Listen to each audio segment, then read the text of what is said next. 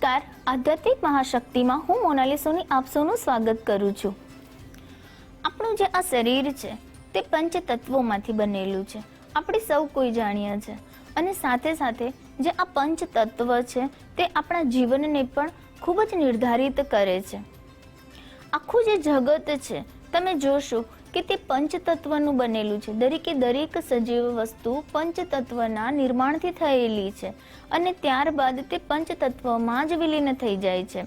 પ્રાણી છે, મનુષ્ય છે, કુદરતની બનાવેલી દરેક વસ્તુઓમાં આપણને પંચતત્વ દેખાશે. આ શું છે? આ પાંચ તત્વો એટલે કે પૃથ્વી, જળ, આકાશ, વાયુ અને અગ્નિ તત્વ. આપણા જે ઋષિ મુનિઓ છે તે એક પ્રકારનું એમ કહેવાય કે આપણને પૂરું વિજ્ઞાન આ પંચ તત્વ ઉપર સમજાવેલું છે અને તેની ગોઠવણ પણ તે મુજબ તેમણે કરેલી છે. કારણ કે જ્યારે પણ આપણા શરીરમાં કે આપણી આજુબાજુ જ્યાં પણ આપણે રહી રહ્યા છે તે દરેક જગ્યાએ પંચતત્વનું ખૂબ જ મહત્વ છે. જો આ પંચતત્વમાં કોઈ પણ રીતે કોઈ દોષ ઉત્પન્ન થાય છે તો આપણને શારીરિક, આર્થિક બંને રીતે તકલીફો સામનો કરવો પડે છે. જ્યારે આપણે જળ, અગ્નિ, વાયુ, આકાશ અને પૃથ્વી તત્વની વાત કરીએ છીએ ત્યારે આ તત્વ આપણા આજુબાજુના વાતાવરણમાં તથા આપણા શરીરમાં પણ એવી રીતે સમાવેલા છે કે જો આમાંથી કોઈ પણ તત્વનું બેલેન્સ જળવાતું નથી તો દોષ ઉત્પન્ન થાય છે. આપણું જે આ શરીર છે તેની ગોઠવણ પણ આપણે જોઈશું કે પંચ તત્વને અનુરૂપ છે. જ્યારે પણ આપણા આ પંચ તત્વો એટલે કે અગ્નિ, જળ, વાયુ, આકાશ અને પૃથ્વી તત્વ જો કોઈ પણ રીતે આમાં કોઈ દોષ કે કોઈ પણ બેલેન્સ નથી જળવાતું તો વ્યક્તિના શરીરમાં પણ આરોગ્યલક્ષી તકલીફો દેખવા મળે છે. પંચ તત્વનું શરીરમાં પણ બેલેન્સ જાળવવું ખૂબ જ જરૂરી છે.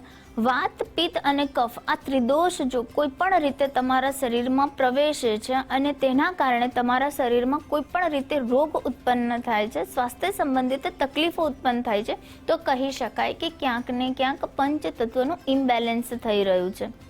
જ્યારે આપણે વાત કરી રહ્યા છે પિત્ત દોષની કે જે અગ્નિ અને જળ દોષ બંનેના દ્વારા ઉત્પન્ન થાય છે. અગ્નિ શરીરમાં વધવું એટલે કે પિત્તનું વધવું અને તેના કારણે વ્યક્તિને પિત્ત દોષ થાય છે. જ્યારે આકાશ અને વાયુ તત્વ ભેળવીને વાયુનો જે દોષ છે એટલે કે વાત દોષ ઉત્પન્ન થાય છે અને વ્યક્તિની તાસીર ખૂબ જ ઠંડી છે અથવા તો તેને જે આપણી ઋતુઓ છે તે અનુરૂપ બદલાતા તરત જ તે બીમાર પડી જાય છે તો કહી શકાય કે વ્યક્તિમાં કફનો દોષ એટલે કે કફ દોષ એનો વધી રહ્યો છે. તો આપણા જ્યારે આ પંચ તત્વ છે તે આપણા આજુબાજુના વાતાવરણમાં પણ જો તેમાં પણ કોઈ પણ પ્રકારનું ઇમ્બેલેન્સ થાય છે તો પણ આપણને સ્વાસ્થ્ય સંબંધિત તકલીફોનો સામનો કરવો પડે છે. તેવી જ રીતે આપણા ઘરની વાત કરીએ તો ખૂબ જ જરૂરી છે. જ્યારે આપણે વાસ્તુની વાત કરીએ છીએ તો આપણા ઘરમાં જે પંચ તત્વ છે તેને અનુલક્ષીને આપણા ઘરની ગોઠવણ હોય, જેમ કે આપણા રસોડાની વ્યવસ્થા, આપણા સૂવાની વ્યવસ્થા, આપણા જે ટોયલેટ બાથરૂમ છે તેની વ્યવસ્થા, આપણા બેસવાના રૂમની વ્યવસ્થા, દરેક વ્યવસ્થા વાસ્તુને અનુલક્ષીને આ પંચ તત્વને અનુરૂપ હોવી જોઈએ તો વ્યક્તિના જીવનમાં સુખ, સમૃદ્ધિ દરેક પ્રકારના સુખ વ્યક્તિને પ્રાપ્ત થાય છે. જ્યારે આપણી જે મહત્વની 4 દિશાઓ છે ઉત્તર, દક્ષિણ, પૂર્વ અને પશ્ચિમ અને ત્યારબાદ નીકળતી બીજી ઉપદિશાઓ, જે ઉપદિશાની આપણે વાત કરીએ તો ઈશાન કોણ, નૈઋત્ય કોણ, વાયવ્ય કોણ અને અગ્નિ કોણ અને ઉપર આકાશ તત્વ છે. એટલે કે જ્યારે આ પંચ તત્વનું બેલેન્સ આપણા ઘરમાં અને આપણી આજુબાજુના વાતાવરણમાં પણ જો જળવાય છે ને તો પણ વ્યક્તિને તમામ પ્રકારના દુઃખ છે તે દૂર થાય છે, વ્યક્તિને સુખ અને સમૃદ્ધિ પ્રાપ્ત થાય છે, વ્યક્તિનું આરોગ્ય પણ સારું રહે છે અને તેના જીવનમાં કોઈ પણ પ્રકારની જો મુસીબત હોય તે દૂર થાય છે. પહેલાના જમાનામાં આપણા ઋષિ મુનિઓ દ્વારા, આપણા પૂર્વજો દ્વારા એવી રીતે આપણા રોજિંદો કાર્યોને ગોઠવવામાં આવ્યા હતા કે તેના દ્વારા પણ આપણા પંચ તત્વને આપણે દોષરહિત બનાવી શકતા હતા. નિયમિત ઘરમાં ગંગાજળ અને તુલસીવાળું પાણી જો છંટકાવ કરીએ છીએ તો આપણા જલ તત્વ સંબંધિત જે પણ દોષ છે તે દૂર થાય છે. સૂર્યદેવને તમે નિયમિત જળ અર્પણ કરો છો, ભજન વગાડો છો, ઘરમાં એક આધ્યાત્મિક વાતાવરણ બને છે અને દરેક લોકોના મનમાં સકારાત્મક વિચાર આવે છે તો આ જે દોષ છે આકાશ તત્વને આપણે બેલેન્સ કરીએ છીએ. આગળ જ્યારે ઘરમાં કોઈ પણ રીતે કોઈ ધૂપ કરવામાં આવે છે, અગરબત્તી કરવામાં આવે છે, ગુગળ પ્રજ્વલિત કરવામાં આવે છે, કપૂર સળગાવવામાં આવે છે, ત્યારે કહી શકાય કે તમારું જે વાયુ તત્વ છે તે બેલેન્સ થાય છે. તમારા ઘરમાં જે ગાર્ડનમાં ઉગેલા જે પુષ્પો છે તેની જે સુગંધ છે તે હવા મારફતે મનને પ્રસન્નતાથી ભરી દે છે અને આ પણ એક સકારાત્મક માહોલ ઘરમાં બનાવે છે.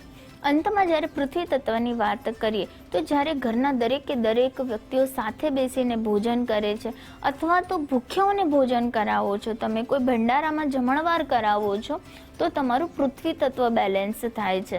અને સાથે સાથે તમે વૃક્ષોને રોપણ કરો છો, વૃક્ષો વાવો છો તો પણ તમારું પૃથ્વી તત્વ બેલેન્સ થાય છે.